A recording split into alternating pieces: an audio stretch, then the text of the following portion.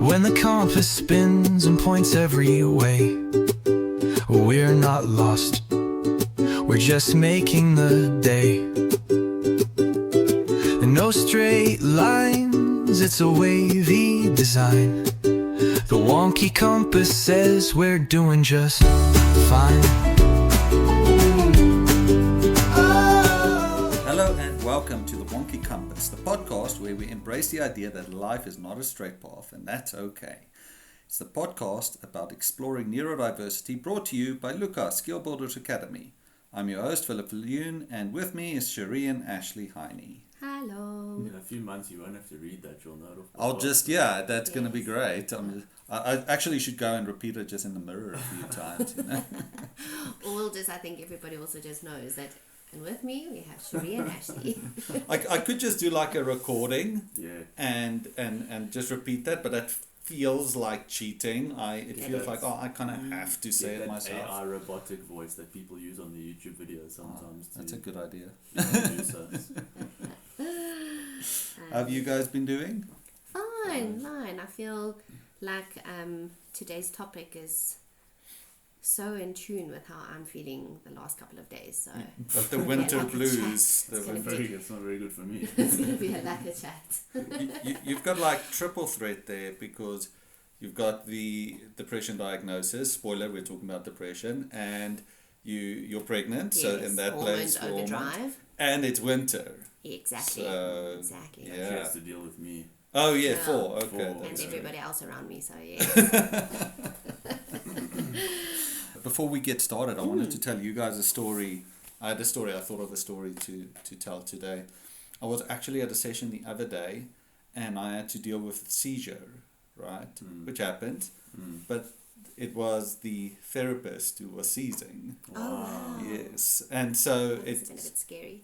No, because my brother's got seizures. He's got epilepsy. So, there was one time where I walked into a shop with him, and he started seizing in the middle of the shop. And I remember kind of just turning him on his side and then sitting down and waiting for it, and everybody coming up going like, "Is he okay? Is he okay?" And me just like, "Yeah, it's fine." Yeah. Yeah, Give you him a moment. can't really do much with a seizure. Yeah, you just wait it out. I mean, there's like dangerous seizures, and then there's your kind of regular seizures. And I had the same experience this time where everybody was having a little freak out, and I just kind of like relax there, and I just go, "No, it's fine. Just wait for it." Yeah.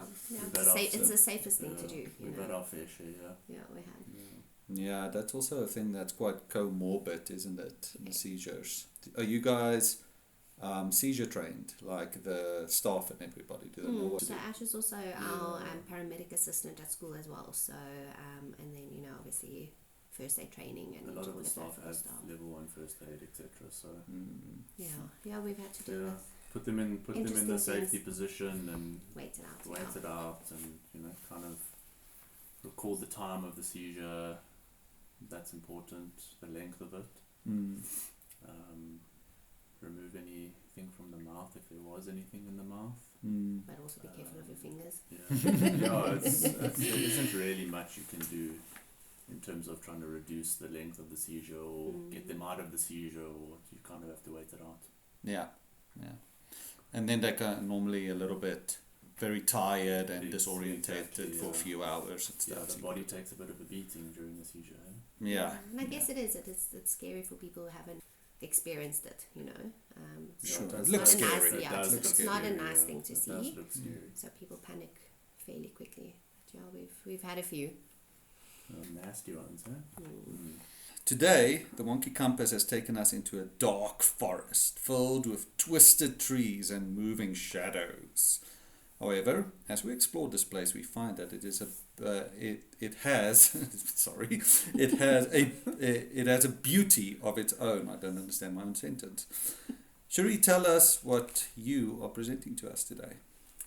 So linking quite nicely with that, the dark forest and the twisty turns. The topic that I wanted to discuss today was really just looking at, brains behaving differently, specifically focusing on like mental health, depression, and neurodiversity. But I don't want to make it a heavy topic. It can easily become a heavy topic, but it's an important topic. So I'm going to keep it not too clinical and heavy, but still staying quite real, and just adding, some laughs or some giggles or humor to it as well. Give it to us in Afrikaans. What? Heavy. Yeah. It's a heavy topic. Baie heavy. So really just wanting to touch on depression, mental health, specifically in neurodivergent people, but also neurotypical people. It's something we all, or a lot of us actually struggle with or have to work through or are exposed to. And it was actually just so interesting, just really looking at the fact that so many neurodiverse individuals face higher rates of depression. So because I also come from a counseling field and more from a mental health field, it was nice to kind of put those two together and do a little bit more research on it. And the one thing that I realized, and also that I read up on, was that it's a lot of times because of masking. And that is, them having to pretend or having to change so much of themselves, especially your young adults, and having to act as normal as possible, or as neurotypical as possible. And that's kind of where the masking comes in, which I found very interesting. And it also, I think, opened up a bit of a thought, on how we can even prepare our young teenagers now, and even our youngsters at the care center side on, that they're special, they are who they are, and you don't have to always change exactly who you are to fit in. So that I found very interesting. And then, they did a research as well in 2018, where it actually came down to nearly 50% of autistic adults, especially, experiencing symptoms of depression, which is a lot more than the general population, which is quite an interesting correlation. Yeah. Do you know what the general population is, by any chance? I'll look it up quickly. For those Keep who talking. For those who Can't see my are face. listening and can't see Cherie's face, yeah, she's giving me quite a look with that question. So I'm just curious. No, Ash, I didn't go and Why look at didn't what you the look general that up? population is. I'm just Do you know curious. what the general No, I population don't. That's is? why I'm asking. I don't know, a billion people. No, not that. I didn't ask what's the general population. I asked, do we know the statistic of the general population who are depressed compared to neurodiverse? Is what I meant. No, I didn't go that deep into it. Okay. But I will research and get back to you. I'm looking it up now. You can keep going, and then I'll tell you guys in a sentence, in a minute, what it is. Fun. Good start.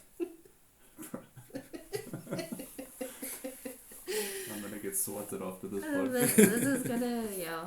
Good luck with the editing. All right. I got it Goodness, though. I got it. I just on a quick this is an AI overview from Google, so take it for what it's worth. 5% of adults worldwide. Wow. Yeah. That's Suffer lower from than I depression. thought. Yeah. That There's is. still a lot of people. But I guess it doesn't. I guess maybe it says like at one time, because you can have depression now, not tomorrow, right? Exactly. Yeah, Or it depends next what you're year. diagnosed with. Yeah. Yeah. Okay. Yeah, and also, that's just depression in itself. It doesn't take into account anything else like PTSD or personality disorders or anxiety or things like that. I think if you had to put all of that together, your percentage would be a bit higher. Yeah, but that's I guess what I wanted to know is like in reference to your stat, 50% is extremely high. Yeah, It's if we still a lot. believe that it's Yeah. 10 times as much Yeah. as the normal population. Yeah, which is, I think, something that I don't think a lot of us are not necessarily always aware of, and it would be nice to be aware of that, because we might change how we do things and change how we support, with that being so high. Yeah. So to add a little bit of humor into the derailing of my train, for those of you and for our listeners that wants a deeper understanding of what masking is, I read this and it was actually quite funny. So masking is basically like running a full day Zoom meeting where you just smile and nod, but inside of yourself you're just screaming Control Alt Delete. So I thought that was That's a great analogy. great that's a good analogy one. for masking. So prompt time, Ash. Now I can speak. Now Yes. you're allowed. this is for Ash and Philip. You know, what do you have any observations that you can share or experiences? You know, thinking of now speaking about depression and mental health issues with regards to neurodivergent individuals. Have you observed or experienced how they express or cope with their mental health challenges differently?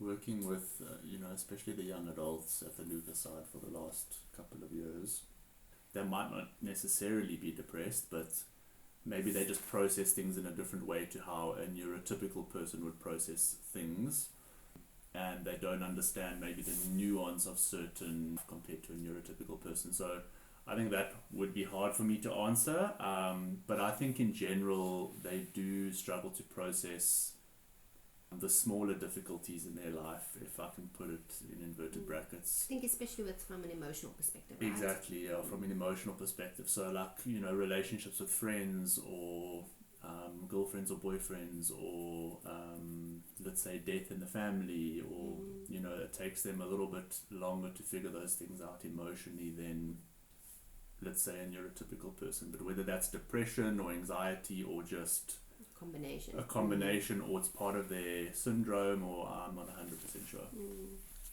So when I was working back in the day and doing like full out ABA, we taught masking, right? One of the things I'm not super proud of. You taught it. We taught it. We taught kids to mask, right? So we would teach them to act as normal as possible. We would intervene with their stems, because the rationale behind it was, if you act more normal, you've got a better chance of making friends and that sort of thing. So kind of a good, how can I put it, a good intention behind it, but the execution wasn't great, right? Yeah. So I saw a lot of that masking, and it was very anxiety provoking for a lot of the kids. Now that I work with a lot of adults, what I see is there definitely is a higher degree of difficulty, and I think it comes from sometimes the executive functioning skills, like your self-awareness skills and that sort of thing, isn't as developed, and that makes it harder for you to manage your own emotions. So you can have these bigger emotions. And then at the same time, the other thing that I've experienced, and what I always feel, which is quite heartbreaking to watch, is the kids that have some kind of disability but are actually really intelligent, it hits them the worst, I often find, because they become aware at some stage that there's something not right. I'm not the same as the other people, and it makes them really vulnerable for depression. I agree with that. And Philip, you know that we have our SACAP, so the South African Applied Psychology College. They, for the last couple of years, I would say about 2 years, every semester they actually send a student or two to come and do their work integrated learning by us. Oh, nice. And I got quite involved in that, just because, once again, coming from a mental health side and a counseling side, I could see how our parents, our staff, our teachers, our children especially, we work on everything else, like gross motor skills, fine motor skills, and social skills, and academics, and, sensory, all of that. But forgetting that mental health and mental well-being is such a big part of it as well. And in the 2 years that we've had various students, we've really had good outcomes. So it's definitely something I want to continue, especially now, going a little bit deeper into this kind of topic. It's so beneficial. Then I kind of wanted to also touch on, what helps. And what studies are out there on therapy or typical mental health, depression, anxiety therapies. How can we help our neurodivergent young adults and students who struggle with depression or anxiety or any form of mental health issue? And it's a lot of things that are actually quite basic. It's a lot of things that we already do and we've already put in place, but structure, creating clear structure, creating clear routines, making sure our environments are sensory friendly or sensory sensitive, giving them space for movement and for breaks, and just validating their emotions, that their emotions and what they're feeling are valid, you know, and then giving them coping skills and tools that they can use to work through those big emotions that they don't instantly know how to, you know, really work with. And a study that was quite interesting, it was the Clinical Psychology Review. They did a study in 2022 specifically looking at cognitive behavior therapy, and I think you can touch on a lot as well, that cognitive behavior therapy can, if it's adapted, can be so beneficial for individuals that are neurodiverse, specifically your autistic learners. And they also found that the results with adapted CBT approaches just worked a lot better than your standard ones. And, you know, something like, you know, typically when you see a therapist or psychologist, psychiatrist, etc., you know, you speak about what's happening in your life. A lot of them struggle to maybe explain exactly what they're feeling in their life. So if you're looking at your typical CBT, it would be, you know, so you told me this, but how does it make you feel when you tell me this? And how would a neurodivergent adult or learner explain that? You know, think of a person with ADHD, they'd be like, my brain was like actually thinking about chickens wearing sunglasses. But okay, cool. Squirrel. You know, I'm sure we can talk about my feelings, you know. Yeah. So having to just change how you open up or get them to open up on what they're feeling. Yeah. Philip, what practical strategies have you seen that, you know, in the time that you've been working with neurodiverse individuals, what practical strategies have you noticed or come across or have implemented yourself that you feel have really, really helped with this? So something that I'm quite invested in at the moment, in which I'm working on hard, is a kind of acceptance movement, right? So I do the social clubs for the adults, and I think, you know, you touched on this earlier, having an accepting environment that kind of no matter what you do or who you are, you're with people that are going to be accepting of that. Yeah. I think is a very, very important part of combating depression within neurodiverse people. Yeah. So like in the social groups that I do, I tend to talk a lot to them about, that person does this thing wrong, and that person is kind of weird like that, but you know what, we're all kind of weird here, and we all accept each other, you know, and if we make a mistake, we talk to the person about it and we deal with it. So I found that to be very effective, is acceptance, you know, and I think often people will confuse acceptance and giving up. But giving up, you can still be accepting of a person and still teach them things, if that makes sense. Yeah, exactly. And then so nice, like just reverting back to even our previous episodes on where we have spoken about acceptance and that the environment needs to start changing and be adapting or adapts a bit more than our neurodivergent children and learners having to always change. Yes. So it's nice when it all kind of comes together quite nicely, you know. Ash, anything you wanted to add to that? Not really. You guys are a lot more clued up on this topic than me. I'm going to save that snippet and just play that every now and then. You guys are so much... Yes. Won't you just say, you guys are so much smarter than me. You can just... Maybe in the next few episodes you can get that out of me. I'll see. I'm going to trick you into it. Yes. And then just kind of lastly, you know, because we're speaking about mental health and we're speaking about depression, specifically with people who are neurodivergent, you know, I wanted to also just open up a space for our neurotypical people who also struggle with the same. Linking it with neurodivergence and linking it with Luca, just looking at what our staff, our parents, our family members who have a neurodivergent child, you know, and what that means for them, and you know what that means for their own mental health. Obviously they all struggle as well, and I think it's more prevalent with your caregivers and your teachers and your parents.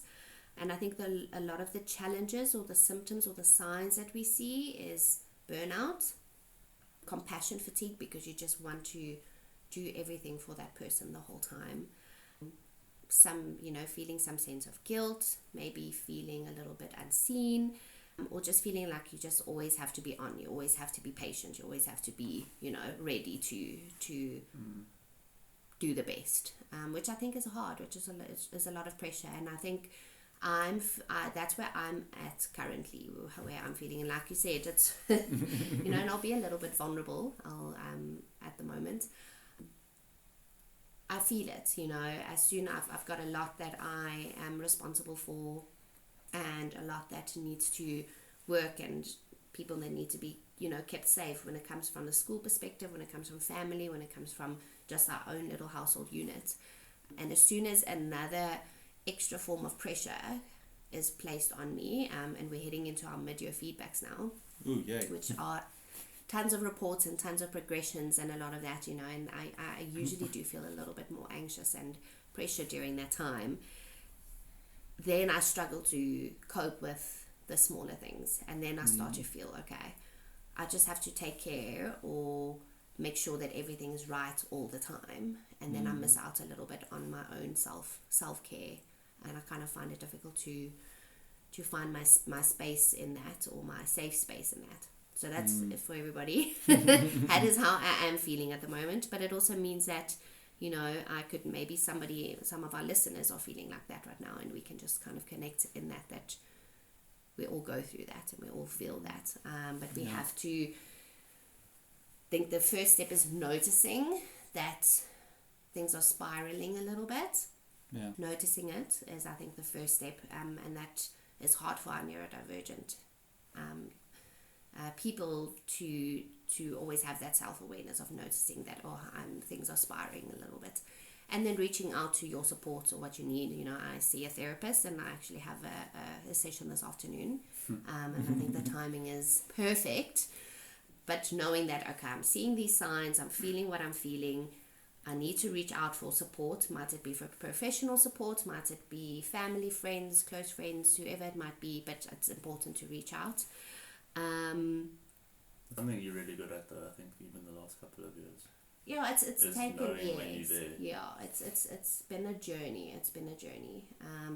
It doesn't always make the feelings, so what I'm feeling inside, it doesn't always make that feel better, even though I'm more self-aware, but it allows me to work past it quicker because I'm self-aware, so I know that I need to follow these certain steps and reach out. So I just wanted to, put support out there for our neurotypical allies as well, that you are going to feel these things, and it is not always great, but remembering that, it's difficult, but you can set boundaries, and I think setting boundaries is one of the most difficult things to do. And therapy and self-care aren't luxuries, they're actually things that we need, and it's things we have to make a conscious decision about. You have to consciously sit and decide, this is what I'm feeling, okay, I need to reach out, or this is what I'm feeling, I need to take an hour and go, I don't know, lie in the bath, and I wish I could have a glass of wine with that, but I can't yet. This is what I need, or I need to go and run, I need to go and hike, I need to be creative in a sense, but it's a very conscious decision to make. And when you're feeling very depressed and you're feeling very anxious, it's hard to push yourself to make those decisions.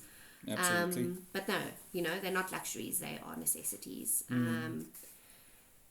And one thing, and this actually hit home a bit, is you don't have to fix everything. And sometimes I think that's what gets to me, is I feel like I need to fix everything. Some things you can't fix. Exactly. Yeah. So I just wanted to be a little bit more vulnerable in that sense, because it is what I'm going through at the moment. And then, I saw this and I thought it was actually so real. You can love someone with your whole heart and still want to scream into a pillow because they've asked the same question 12 times in 4 minutes. It's not a failure, it's just Tuesday. Or it's just Friday. Is that a reference to me? I mean, if the shoe fits. No, I'm joking. Husbands, neurodiverse people, 4-year-olds, Yeah, 2-year-olds, Yeah, so, So, I just wanted to send a bit of support and encouragement out for our allies as well, who are our caregivers and our teachers and our staff and our parents, something for Philip and Ash. How do you take care of your own mental health while showing up for others? And you don't have to have an answer. I don't always have an answer, but if there is something that you'd like to share that you feel like you do and it helps you from a mental health side, while you have to also care for and, you know, look after the people that are dependent on you. For me, I don't think there's like a specific strategy that I employ to manage the days where I'm anxious or depressed, or that's probably just like a default thing, but There's a default that you're anxious and depressed. no. No, I don't think I suffer generally from depression or anxiety. I mean, obviously I have moments in my life where I am depressed and where I'm anxious, and I think that's normal. I mean, I don't think there's anyone on this planet that goes through life where they don't experience those emotions. Yeah. You know, so I think my default kind of, and maybe it's been a lot worse in the past, like Cherie could probably attest to this, is, you know, there's moments where I was depressed or anxious and I tend to kind of go into my shell and switch off a bit. yeah, I like switch off. And there were, you know, I've had moments where it was like 4 or 5 days where it was like, don't talk to me, I want to be in my own bubble. I like mentally switch off, you know, and you know, I think I can kind of recognize that that's not very healthy, you know, for myself or for my family. And I think I'm also better at processing those difficult moments now, where it's not like 4 or 5 days where I have like, or I have a disappearing act. It's like maybe a night or like a day. But I tend to kind of just want to be by myself, you know, like sit on my PC, maybe play some PC games. I think that kind of just takes your mind off things. You don't think about anything while you're playing. You know, but I think also it's not a bad thing to actually sit and work through it in your head. You know, you kind of teach yourself how to manage anxiety and tough moments, and you know, if you constantly want to just push it away somewhere into the back of your mind, or I don't know, do something else to get rid of the emotion, that's also not necessarily the best solution. Like, you have to teach yourself how to process tough moments to get better at processing tough moments. Yeah.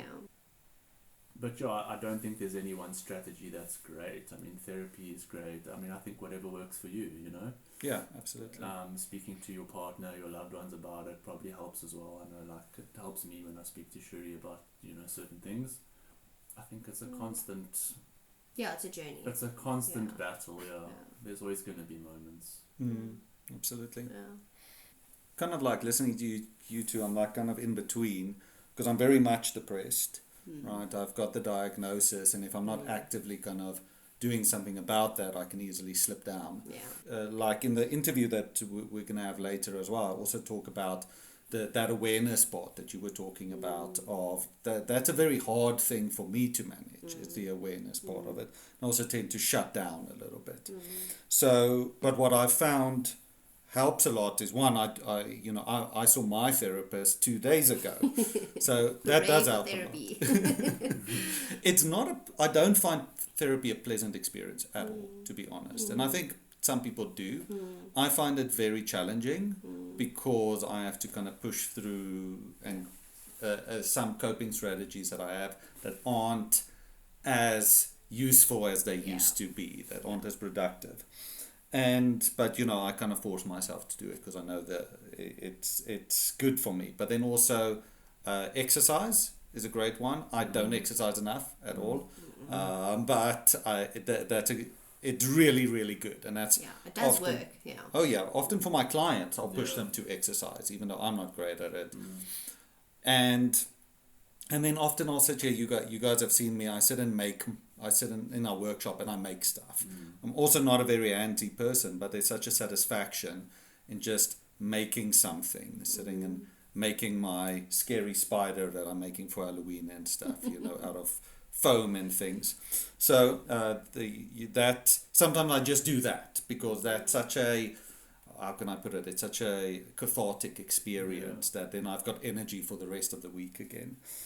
And I also just wanted to say that this concept of the empathy fatigue that you mentioned is such a I think, important one for the kind of industry that we're in, or the 100%. profession that we're in, because it's something that we don't have as much support for as maybe is necessary. We have to go look for our own support, and it's very that 5% of general population. I think ours is somewhere in between the 5% and the 50%. 100%. You know, Yeah. it definitely takes a big toll on your healthcare professionals. Yeah. No, I agree on that. And I think, maybe, something that we can take from this, or a question that everybody can have like in the back of their minds, to help with that self-awareness is, what do we do to decompress and reset? And is what we are doing actually decompressing and resetting us? And being more self-aware in the fact that if it's not, let's try and find something that will be a bit more beneficial. Especially when you're at capacity, but also you need to know when you're at capacity, which is, like you said, the awareness side, which is, it's really hard. And then I just kind of wanted to bring it all again, like in a full circle, upon our closing, looking at everybody's brains being so different and functioning so differently. Sometimes I wish I had an instruction manual. I wish it came with an instruction manual so I knew exactly how this brain of mine works. And sometimes it just doesn't have a instruction manual at all, and I think all of us can feel like that sometimes, and that's okay. I want our listeners really to participate in this one. You've got our details and all of that on how you can contact us via email, but especially I think a lot of our parents and a lot of our support, our caregivers, our teachers, our therapists, all of that.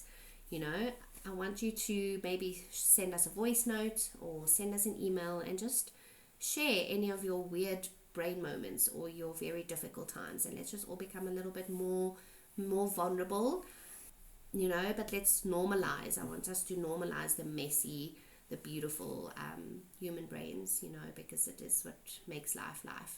We're not all the same. So I wanted to put that out to our listeners, and then I wanted each of us to also quickly do a confession from our brain. So a brain confession. Okay. Dangerous one. I want light, funny, or an awkward brain moment, or a thought from the week.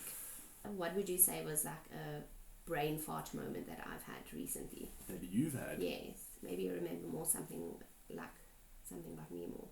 I think that I can't think of a specific thing, but like I would say this week, because you've been doing a whole bunch of things, like you say, like I think there's been a few moments where you've been speaking to Sadie, and then you literally switch into like a completely different language, like you're trying to say a word.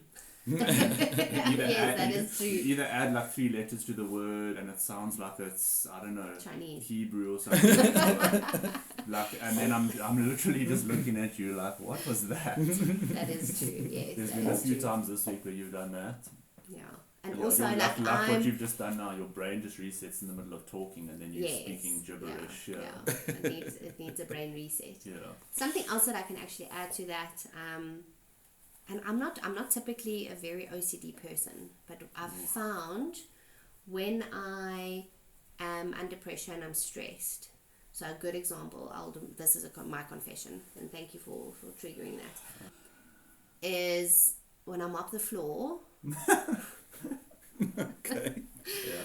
When I mop the floor and I literally say, just check, the floor's mopped so it's still wet, and literally a minute or two later there's just footprints and footsteps everywhere, and I can't yours. I can't just usually I'm quite good at then kind of leaving it and saying, okay, once everything's done at home that needs to get done and everybody's ready to go to bed or whatever, I'll then mop the floor again, because then nobody's going to be walking there.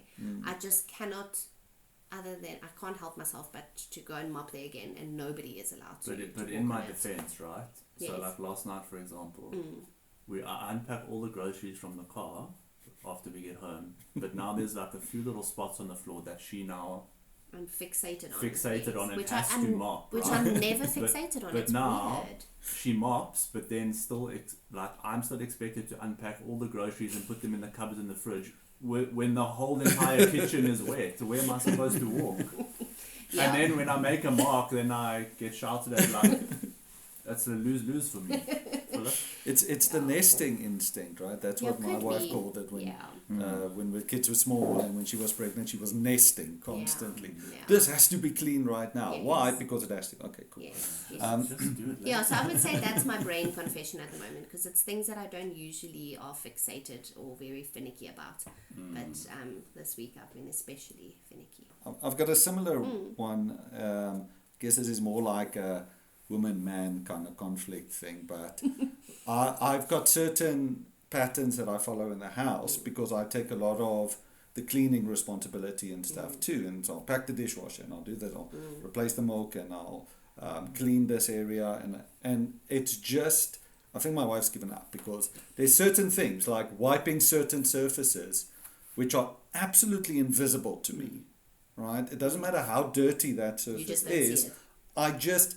But I do all of these other things around it. You know, I'm packing away and I'm cleaning and I'm reorganizing stuff and then just she comes back and everything's nice and neat, but there's like a huge smear over one surface. And I'm just like, oh yeah. I didn't really see that one. Oh, sorry. Don't know why I didn't do that. Yeah. Yeah, our weird brains. No, at least you're performing your womanly duties, hey, Mara. Excuse me? That was just a joke for everybody out there.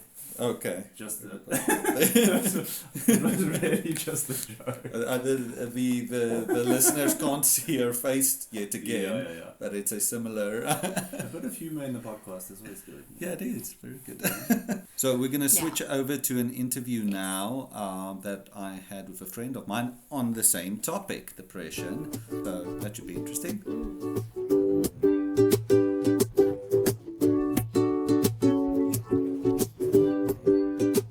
Just before we get into the interview, I just want to let listeners know that this particular interview has got a bit more adult content in it. We mention suicide and there's some swearing in it, so some parental advisory is advised. Today with me in the studio, I've got David. Hi, David. Hey. How are you today? I'm good. I'm good. I invited you here to come talk a little bit to me, like we often talk, and we wanted to talk a little bit about neurodiversity as usual, but I think specifically we want to talk a bit about depression. Right. So the first question I want to ask, and then we'll get into our discussion, is the question I ask everybody, and that's, are you neurodiverse? Fuck yes. Sorry. Yes. Okay. Tell me a little bit more about that. I have confirmed diagnosis of ADHD, and I'm pretty bloody sure I've got I'm on the spectrum for autism as well. All right. From just life experience. So what are those life experiences that make you think that? Okay, so I'd have to pause and start with the fact that I didn't realise I was neurodivergent until I was 42, burnt myself out, lost all my coping mechanisms, and sort of like seeing my patterns of behaviour on TikTok, right? And the ADHD diagnosis is quite easy, and I wanted to confirm it, so I went to a specialist and got that confirmed, right?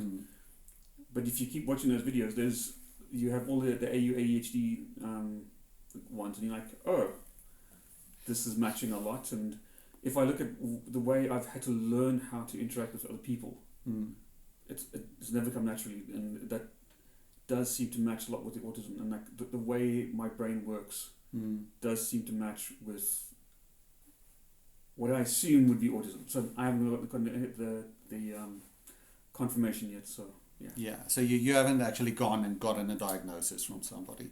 Do you think that's necessary? No, I like doing it because it allows. It's easier to stop the questions from people who don't know any better, right? Because I before I had the diagnosis for ADHD, I would go like, I believe I have ADHD, and like, how do you know? Da da da da. And it's like everybody's getting it, all the normal shit nowadays. Yeah. But once you go to the doctor and you get it and you have a second confirmation, it's like, I have ADHD. Oh, okay. Yeah. Yeah. Then the doctor said, so now I'm allowed to have it. Yeah. It's also just it's you can never be sure. Like you're 90% sure. Yeah. But it's nice to have somebody else go like, yes, you're right. Yeah. It's definitely, and I mean, doctors also make mistakes, of course, but there's definitely something valuable on crossing that threshold from a maybe to, okay, let's just accept this and move forward. And that kind of professional telling you, you have this it is relieving to some degree. I'll talk a little bit about my own experience quickly. When the only diagnosis I have is depression, right? Maybe I've got ADHD. Once again, I'm not sure, right? But there's some certain things that make me think that I might have it. And I've actually, my psychologist that I see currently, I haven't told him that I think I've got ADHD because I'm waiting for him to tell me whether I have it or not. But I don't want to lead him into it.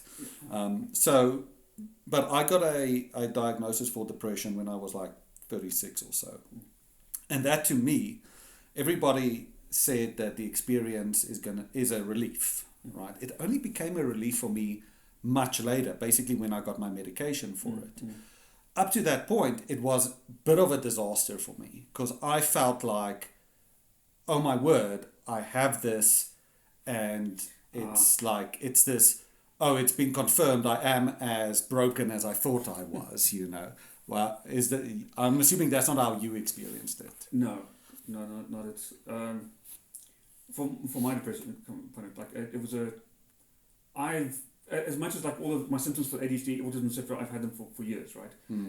Every now and again, every like once a year, like during a certain point in time, I would feel low. My energy would drop. And it's like, I just go through a funk, right?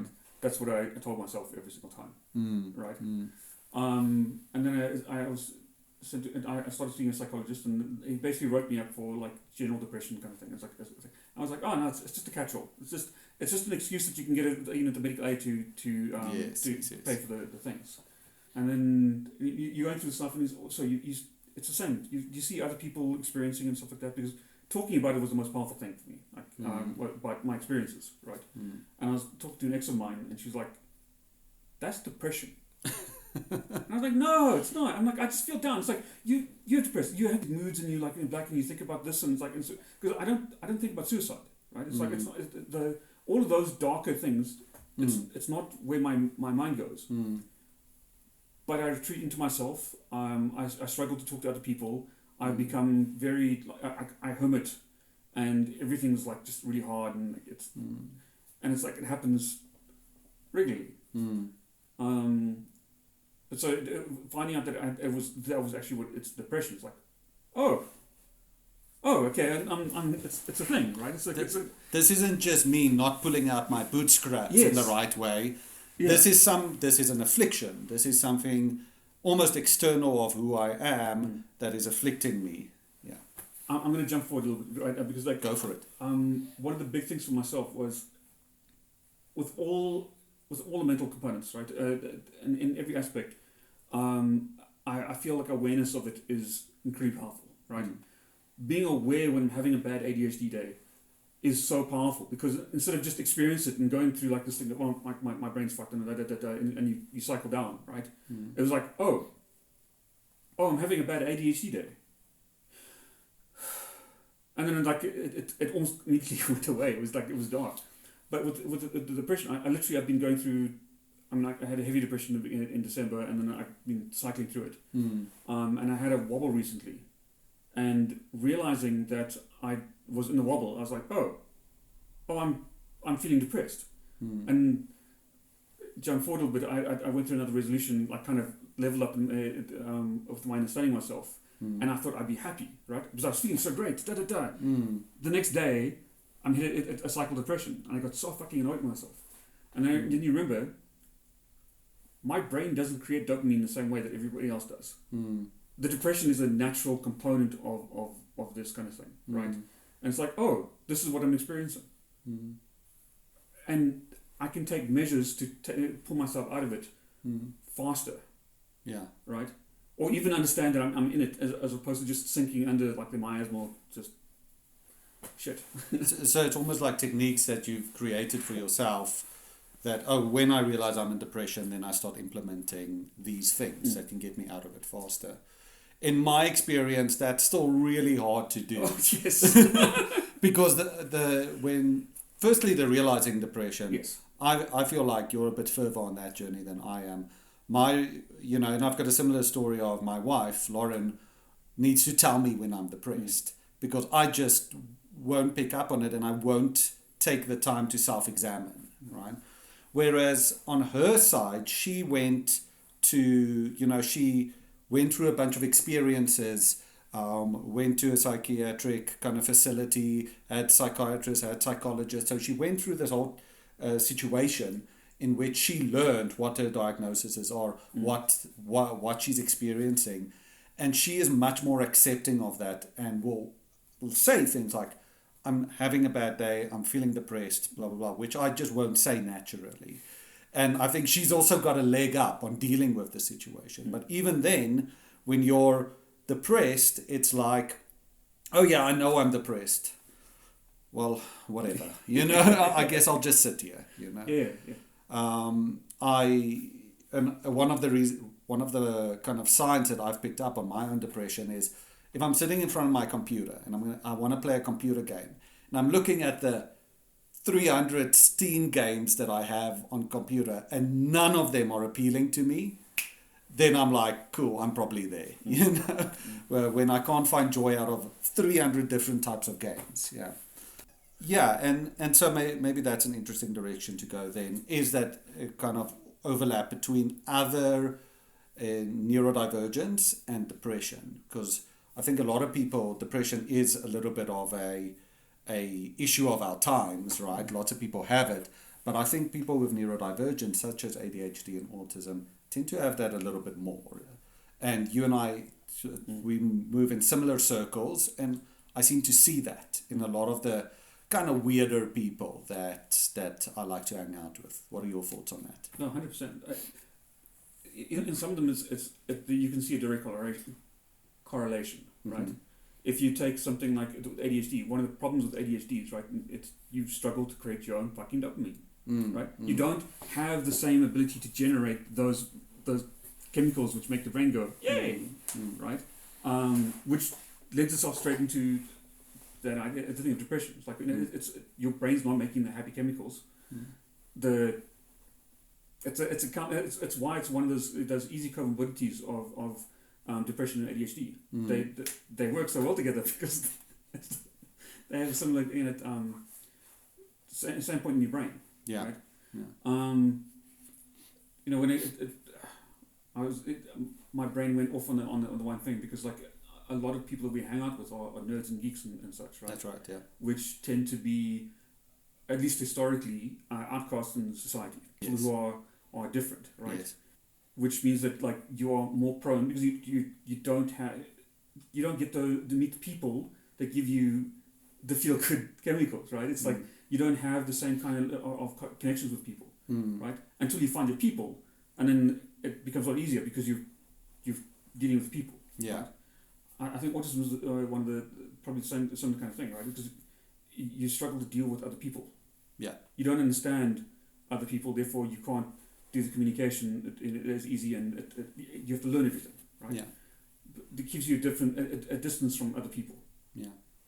You don't have the opportunity to go and create those feel good Those relationships. Yes. And I think there's a lot of, the other aspect of that, there's a lot of guilt and fear that goes into a kind of a autistic person trying to form these relationships with people that might not necessarily understand what's going on. Because, and I've seen this a lot in some of the people that I know and work with, is I should be reacting in a certain way. I should be, it's these statements that are being made, which is a little bit unfair because your brain is not geared to pick up some of the social cues and stuff. Maybe society should be giving you a bit of the benefit of the doubt as well, which is hard when most of society is not autistic, I 100% agree. I mean, it's the way. Wow. Sorry, there is so much to be talked about in those things, like because it's to do with culture and the language and a whole ton of things. In general, we all wish people would give understanding other people a chance, right? Yes. Because if the more you try to understand other people, the easier it is to understand them, love them, and what motivates them. For some people, manipulate them. It's like things like it's Yeah, it's that what Orson Scott Card. As soon as I understand my enemy, I love them. Yes. Right. Yeah. yeah. I keep that one. Ender's Game, right? Yeah. That's the one. Yeah. Good book. So, one thing I wanted to also pivot to a little bit is, and I want to talk about my experience a little bit, and you can comment on that as well.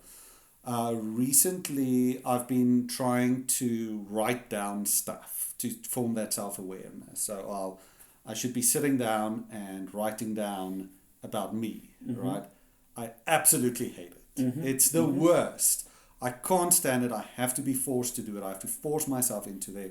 I manage it about once a week because nothing I write is flattering.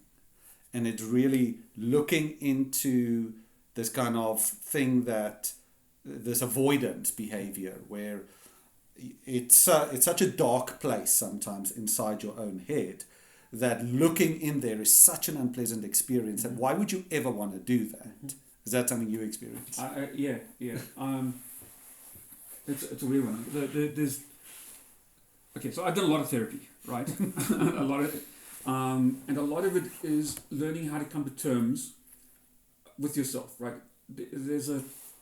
I'm going to try and explain a lot of things, and apologies if I get lost in the first of it. But I'm going to interject with quickly. Just I've had a discussion like this with a friend of ours, and he has the belief that there's no such thing as free will. Yeah, so determinism. Yeah. Right, because you are the sum of everything that you've experienced, right? You start with your genetics, and then everything you taught and everything you experienced, all the trauma that's laid on top of you as you develop. Yeah. Right. Any decision you make is based on that, right? So if I do a simple thing of like I give you a choice between salt and pepper, you're always going to choose one of them. At that point in time, you're always going to choose one of them. Yeah, it's set in stone which one you're going to choose. Yeah. Okay. Understanding that, the only thing that you actually can do is spend the time to improve your decision-making capability when the time comes to make that decision. Yeah. Right. Okay. Got you. And but on the pause of that whole process, that's a whole different thing. But at that thing, you need to understand that you could never, every decision that you look back on, every decision you ever made, the good ones, the bad ones, etc., were all made with the decision-making tools that you had at the time. Right? You could never have made something else. Right? All you can do is improve yourself now so you make better ones going forward. Yeah. You have to learn to forgive yourself for those ones. That's hard, right? That's very hard, yeah. That is fucking hard. I literally, one of the things I've been to in the last couple of weeks, there was something that in my past I felt so horrible about that I didn't think I could even tell anybody else about it. But I was also looking at it going like, this is a terrible thing, I did a terrible thing, I was like, it's so bad, I can't. And then you go and look at it actually objectively, right? Because I haven't been in the mindset where I could pull that thing out objectively. And I realized that I was negatively impacting that thought, right? Because on a side note, right? But human observation is inherently flawed. Yeah. Right? Yeah. If somebody shoots somebody else, and you have everybody sitting around that saw that happen, and you interviewed every one of them, everybody's story would be different. Yeah. Yeah. Right? Yeah. That's the same on yours. Yeah. When you're looking at your own stories, depending on your slide, right? Some people look at themselves going like they're better than the things, and we look at things and we go like it makes it rougher than it is, right? Yeah. But that's a really, I'm going to keep going. I just want to emphasize that point a little bit, how untrustworthy our own minds are, and something that doesn't always, in my experience, lend myself to becoming less depressed, right? But it is something I remember of like, if my bias is to think badly of myself, then every time I think badly of myself, that's a questionable decision I've made. And I don't have the tools, because I'm living in my own brain, I don't have the tools to study in an objective way and decide what it was that happened there. It's kind of why you need other people to be kind of giving you a bit of feedback on who you actually are, right? Go on. No, but it's that. So it's if you take on all those components, right? Most of a lot of what therapy is about learning to understand that what you've done is what you've done, right? There is no point. There's every point in understanding what happened. There's no point in judging yourself for it, right? Because if you feel bad about what you've done in the past, do better. Yeah. There's no point in going back and like, oh, I did this terrible thing and I'm going to judge myself forever for that one. You're no longer the same person. You've already improved, but you've gone and looked at that thing, at that point in time and gone, I'm going to do better. Yeah. Right? This is the same with all of us. Our fathers, we know it's a thing. Like our dads were doing the best. Maybe if I take a slightly banal note, right? We all get fucked up by our parents, right? Our parents did whatever they were doing. But when you understand that everything you were doing the best that you could. Everything they were doing the best they could. They didn't have the tools to do better. Unless they weren't, I guess. There are, I guess, exceptions to that rule of somebody who wasn't actively trying to improve themselves as a parent, right?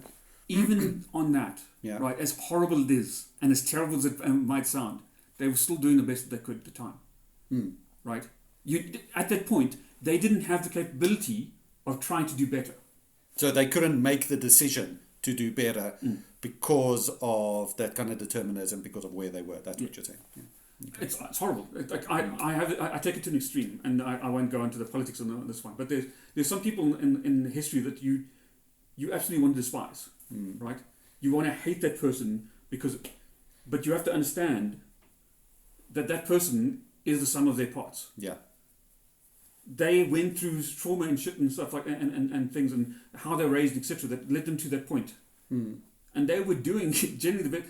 It was not a good thing, right? Yeah. Right? There's no forgiving of the action that happened. Shall we just use the extreme example of Hitler? Let's do it. Right. So there's nothing good about that situation. Nothing good about that person. But that's not necessarily his fault. Yeah, that's what you're saying. Yeah, it's you see that's why it becomes terrible. It's a hard thing to say. When you take it to that extreme, right? Because then you know that's the worst that you're judging, but you need to understand that person is the sum of their parts. So when you can forgive yourself easier than you can forgive Hitler. Right? Okay, I see where you're going with this. I would hope so. It's also when I take that same train of thought to its logical end, it actually ends in a really positive place for me. Because where it ends, it means that every person, there's nobody evil, really. And every person is worth understanding, right? Part of me wants to argue the first part, but I agree with the second part.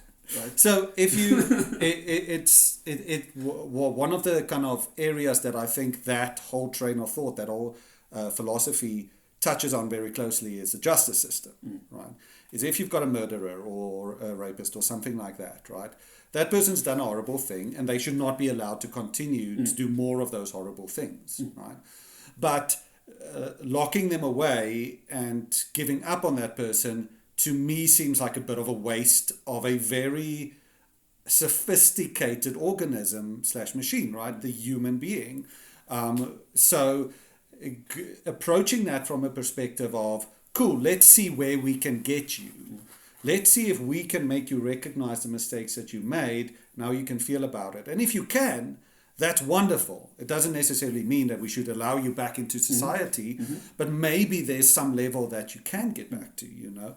It's I feel a lot more compassion for people when I think of them as robots, right? When I think of them as biological robots. Because all of a sudden, this is not a person that's chosen to do evil. This is, as you described, it's a person who didn't have many options available, right? And then to get it back to our topic, it's very easy for me to think of other people in that compassionate way. But then the moment I make a mistake with my depression, I'm very, very hard on myself. You know, they're like, wow. And I also have memories like you of like, that's a terribly horrible thing I did, and I could never fix that, you know. And that's very difficult. And I think lots of people have that, and especially if you're neurodiverse. and you're in a minority and you're struggling with how to understand your brain, that can be very traumatic. I think one of the parts that does help with that one, there's a, 'cause, everything is like everything I have is the accoutrement, or the accumulation of everything I've seen and experienced and stuff like that, right? One of the things that people use on that is, if you look at the thing that you were judging yourself on, and your best friend told you that that's what they'd done, how would you feel? Would you be nearly as harsh as they on that person? So then I'll be the devil's advocate, right? The depression side would say, well, no, I wouldn't, but that's because that person's worth something and I'm not. Yes, Yeah. but that's why. So if you take that concept and you realize that you would be forgiving of somebody else, you start to learn how to try and apply that to yourself. It's a leverage, right? So it's a almost a pathway, a way of thinking that needs practice, that you've got to practice over. It's all right, it's all practice, and it's constant.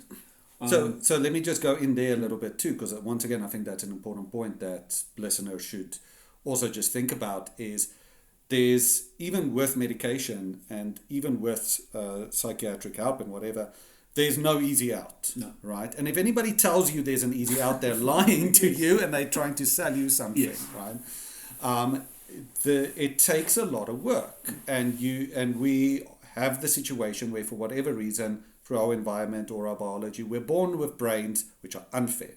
We have unfair brains which aren't giving us the happiness that we want, and that means that we've got to work hard to get there, and not doing that work, like I'm often guilty of doing, just refusing to do the work and having this avoidance behavior, it's just gonna make you feel not horribly miserable in the moment. It's not gonna make you better in future. No, just on the way you said that, right? Because it's a very better, I think, is relative. Yeah. Right. So it's like, it's not saying that it's not going to make you better in the future. It feels very negative. Yeah. Right? Yeah. It's like doing the work, doing the things, stuff like that. It's not to say it's never going to be easy. It's never going to be perfect, right? If you, objectively, I everybody's made of three components, right? It's like it's your mental well-being, your emotional well-being, and your physical well-being, right? And one of the things I had to come to terms with, like, I've spent a lot of time. I used to be, my mind was everything, right? Without my mind, I was nothing, right? I was a very mental focused individual.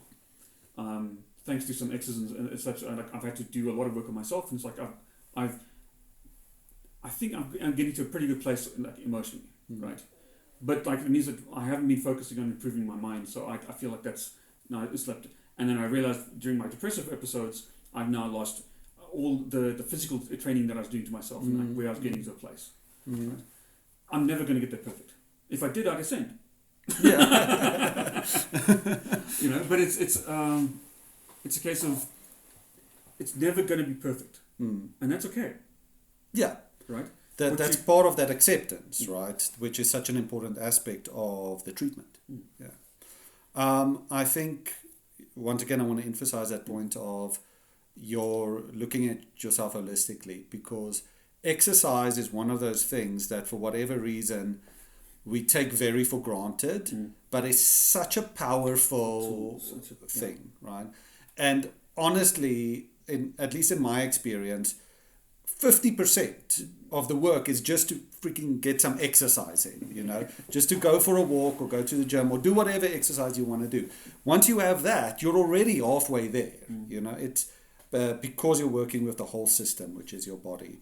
And it was interesting that you said the mind and the body and your emotions, right? And maybe another way to say that, which people can also, like, I think where a lot of people think about it, is your spiritual side, which to me is kind of your emotional and executive functioning side of the way you see yourself.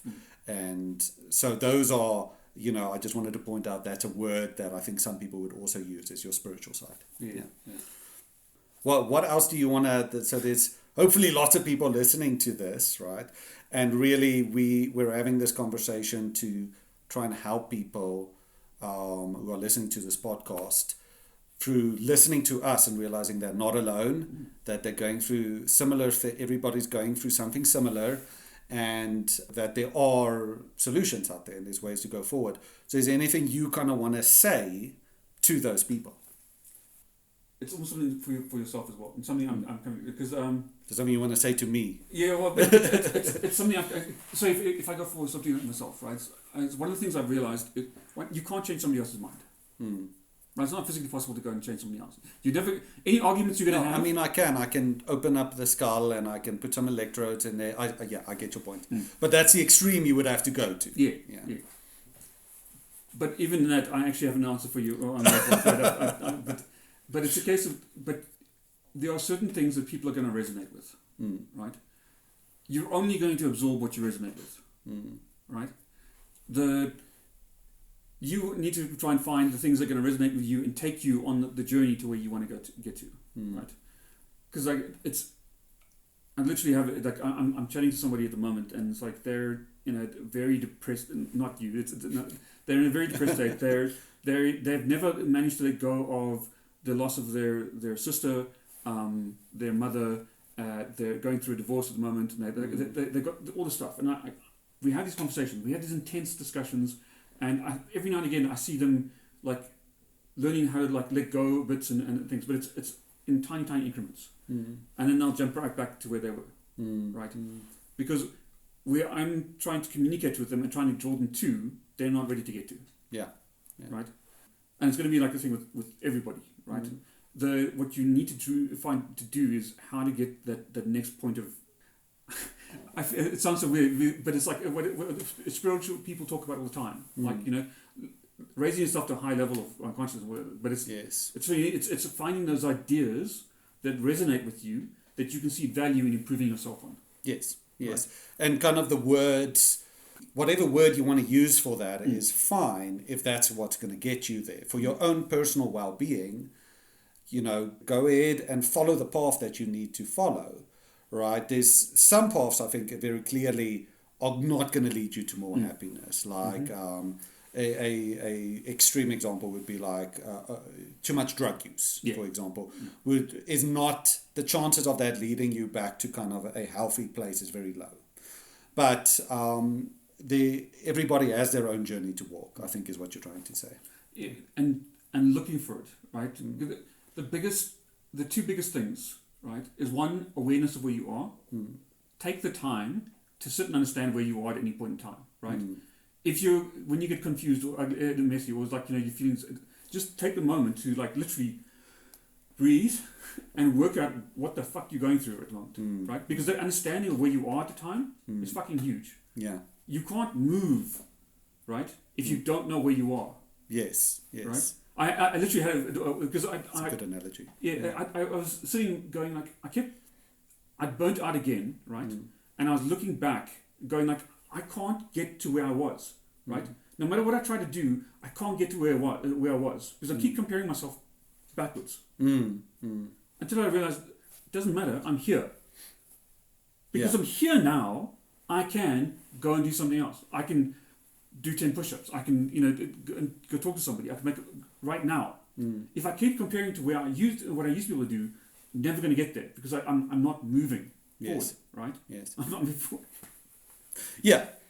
Well, that kind of, once again, that acceptance, being in the moment, and choosing active, practical steps to be taking forward. One thing I also wanted to touch on was, you mentioning somebody that's gone through obviously very horrible things, loss of several loved ones and that sort of thing. Now, me personally, I have not had a huge tragedy in my life. There's been some, but not recently. Definitely, there hasn't been anything very bad. But I'm still depressed, And I also just kind of wanted to point out that depression isn't something you choose. Depression isn't. It's an unfair thing. It's not like, well, you get to be depressed because you've lost a dog or whatever.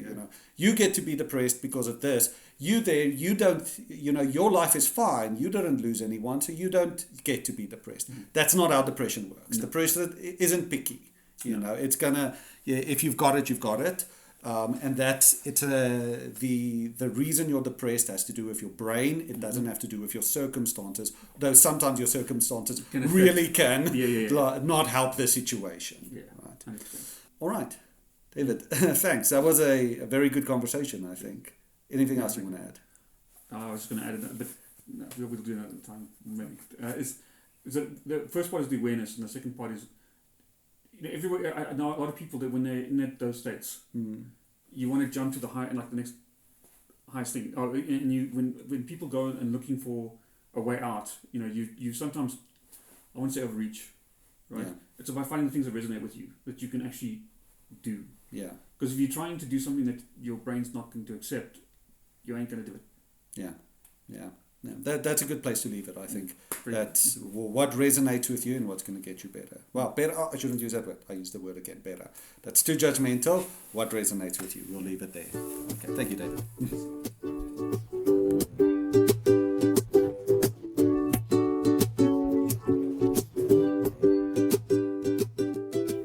And now we're back from that interview. Magic.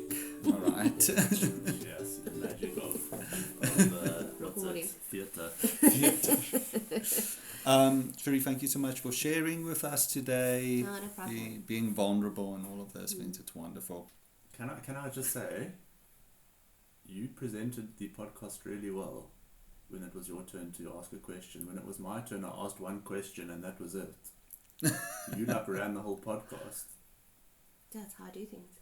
Yeah. Yeah, I'm giving you props. Thank you. Just accept it. Just say Thanks. thank you. Thank you. Thank you. Pleasure. That's all we have for you today. We're putting away the compass. Until next time, the journey calls. Our outro today is from Shashvir. I think it's a apropos one. Focus on the good things in life. That's it. What was that word that you just said? Apropos. What was it? Apropos. What does Yeah, that we even don't mean? know Oh, what you it don't is. know what apropos? No. Okay. Apropos, appropriate, within the topic. Yeah. I'm trying to make myself sound- I don't have that kind of vocabulary. Yeah. Just trying very hard to make myself sound very intelligent. But you are. Sure. Okay. If you, the listener, would like to help me with my outro woes, please email your suggestions to thewonkycompass@gmail.com. The email, my tablet flipped, 1 second, there we go. The email address will be in the show notes. You can also email any comments you have on our content or any suggestions for topics you would like us to talk about. We are eager to engage with our audience and thank you for listening. Thank you.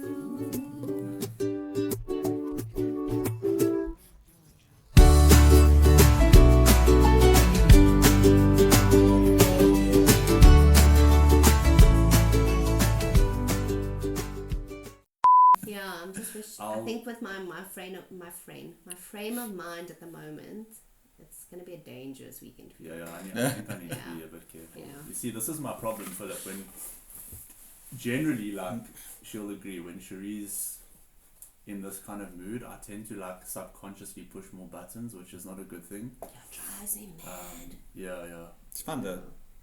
It's fun. Yeah, I he think that's part of it. Yeah, he but- loves testing the reaction. He loves checking what reaction he's gonna get from somebody, and then. But I need yeah. I need to not. I think. Yeah, well done. Good self-awareness there. Yeah. I'll buy Thanks, babe. some flowers later.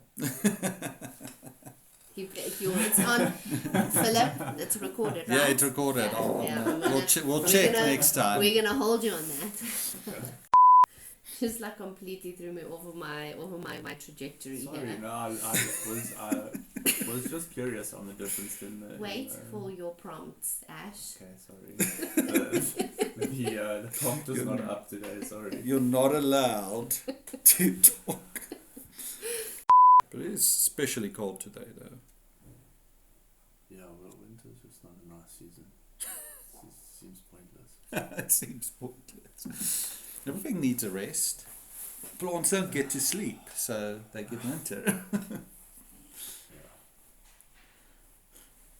And the Earth needs to stop rotating and just stay in summer. Yeah, we could just then you could just walk over to which side you wanted to be on. Yeah. Although I hate to be pedantic, but it's not the rotation of the Earth that causes the seasons, actually. That's the sun moving. No. What is it? It's the tilt of the Earth and the orbit. Okay, yes. Oh, we're getting School- scientific. School wasn't my strong suit. The rotation causes the days. Hello. Sorry. Should have brought my heater here. It's freezing. But I said to Philip, we must preheat this thing before next time. Ja, I'll dis do is that lekker next doof. time. Yeah, Ja, ons didn't is think lekker about it. Onsis or yayas? Ons. Okay. Well, you guys all had that idea. I didn't even know. I mean, you've been here for how long? I just started. I'm the new guy. Ja, is ons. Dis wat Can't sê. blame Ons me. is doof. You've only been here for 6 months. That's all. You know, I just work in this part of the center most of the time. That's all. Ah, funny.